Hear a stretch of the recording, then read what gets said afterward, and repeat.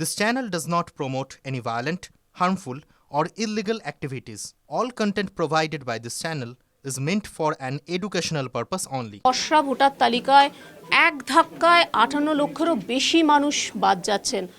এবার আগামীকাল অনেকেই দেখতে পাবেন না, তারা কি করবে? খসড়া তালিকায় যদি আপনি আপনার নাম যদি না দেখেন, না পান, তাহলে চিন্তিত হওয়ার কিছু নেই। ওই অনলাইনেই আপনি ফর্ম 6-এ অ্যাপ্লাই করতে পারবেন এবং অ্যাপ্লাই করার পরে আপনাকে হয়তো একটা শুনানির জন্য ডাকা হবে এবং শুনানিতে আপনি কাগজ দেখানোর পরে সঙ্গে সঙ্গে সেটা আপনার নাম সেই রোলে তুলে দেওয়া হবে। সুতরাং কেউ যদি এখানকার বাসিন্দা হন, তার যদি রিজনেবল প্রমাণ থাকে, তাহলে কিন্তু ভয় পাওয়ার কোনো কারণ নেই। ইলেকশন কমিশন আরেকটুখানি সুন্দর করে কি কাজ করতে পারতো? কোথাও কি সত্যিই তাদের চাপ হয়েছে, নাকি তারা রাজনৈতিক প্ররোচনায় কিছুটা হলেও চাপ বলছেন? আপনার কি মনে হয়? দেখুন, যে কোনো কাজ যেটা যদি খুব অল্প সময়ের মধ্যে অনেকখানি করতে হয়, তাহলে সেটা চাপ হয় এবং সেই চাপে আমরাও আছি, সেই চাপে ইলেকশনের সাথে যুক্ত যারা আছেন সবাই আছেন। সুতরাং সাধারণভাবে একজন সরকারি কর্মচারীর যে কাজের চাপ থাকে, তার চেয়ে যে বেশি চাপ, এটা নিয়ে কোনো সন্দেহ নেই। কিন্তু এমনও নয় যে এত চাপ হয়েছে যে কাজটা করা যায়নি। তাই যদি হতো তাহলে 81,000 বুথের 58 লক্ষ নাম বাদ তো হতো না।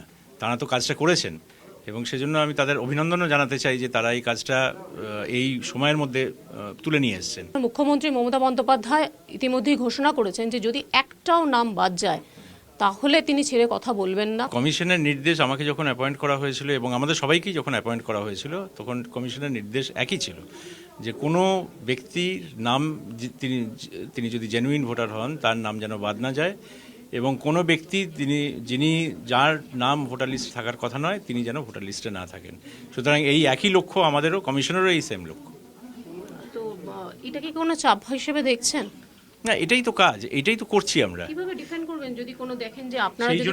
সেই জন্যই তো ইলেকট্রাল রোল পাবলিকেশন এমন নয় যে একবার পাবলিশ করে দেওয়া হলো এবং সেটাই ফাইনাল।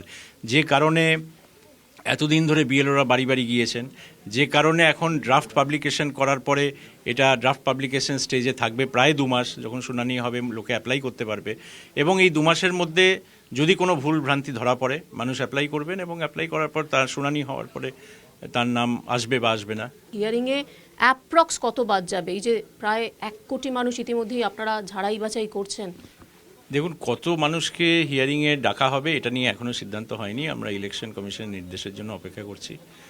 30 লক্ষ মানুষ যাদের নাম 2002 রোলের ম্যাপড হয়নি, তারা নিঃসন্দেহ তাদের হিয়ারিংয়ে ডাকা হবে। বাকি কাদের ডাকা হবে এটার ব্যাপারে আমরা নির্দেশের অপেক্ষা করছি এবং সেই জন্য আমি কোনো ফাইনাল ফিগার এখন বলতে পারবো না ইলেকশন কমিশনের নির্দেশ ছাড়া।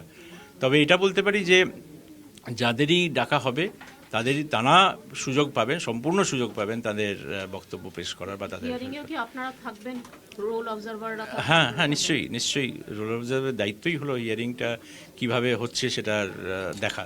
আপনি তো বিভিন্ন জেলাতেও গেলেন, অনুপ্রবেশকারী সত্যি কি নজরে পড়লো? বাংলাদেশি কথা বারবার বলা হচ্ছে। দেখুন, কেউ তো মাথায় লেবেল লাগিয়ে ঘুরে বেড়াচ্ছে না বাংলাদেশি বলে।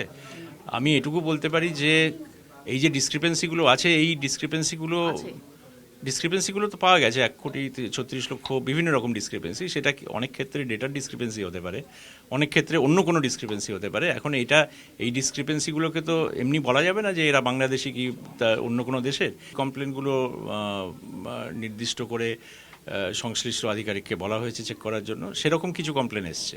কিন্তু এই হিয়ারিং না হলে এখন থেকে বলা সম্ভব নয় যে কে বাংলাদেশি বা কে বাংলাদেশি নয়।